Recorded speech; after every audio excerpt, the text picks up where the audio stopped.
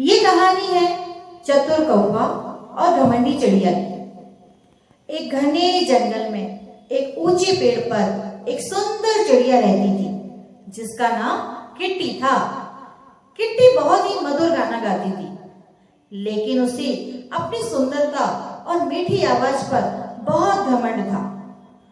उसी पेड़ की दूसरी डाली पर एक कौवा भी रहता था जिसका नाम कालू था। कालू को किट्टी का घमंड बिल्कुल पसंद नहीं था। एक दिन किट्टी बहुत सुंदर गाना गा रही थी। जंगल के सभी जानवर उसकी आवाज सुनकर उसकी तारीफ कर रहे थे। यह देखकर किट्टी का घमंड और भी बढ़ गया।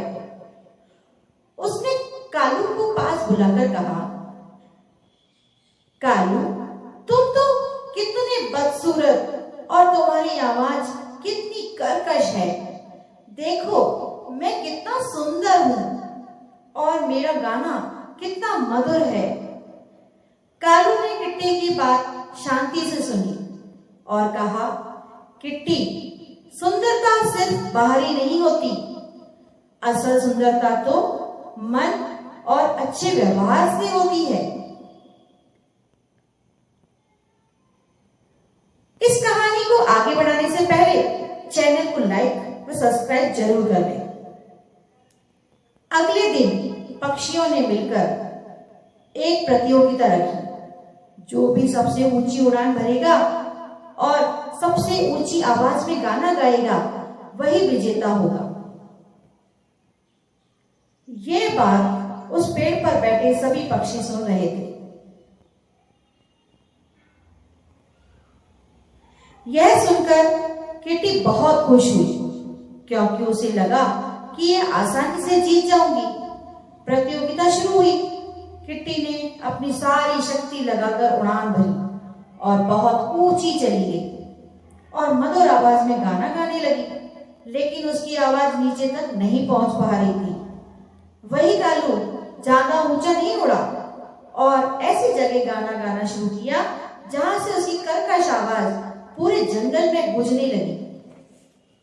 जंगल में सभी जानवरों ने कालू की आवाज सुनी, इसीलिए वो विजेता घोषित हुआ।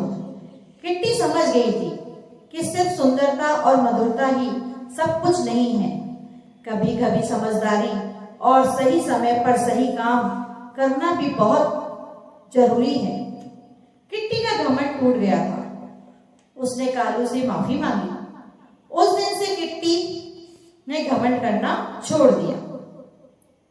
इस कहानी से हमें यह शिक्षा मिलती है कि कभी घमंड नहीं करना चाहिए, क्योंकि सुंदरता तो मन और अच्छे व्यवहार से ही होती है।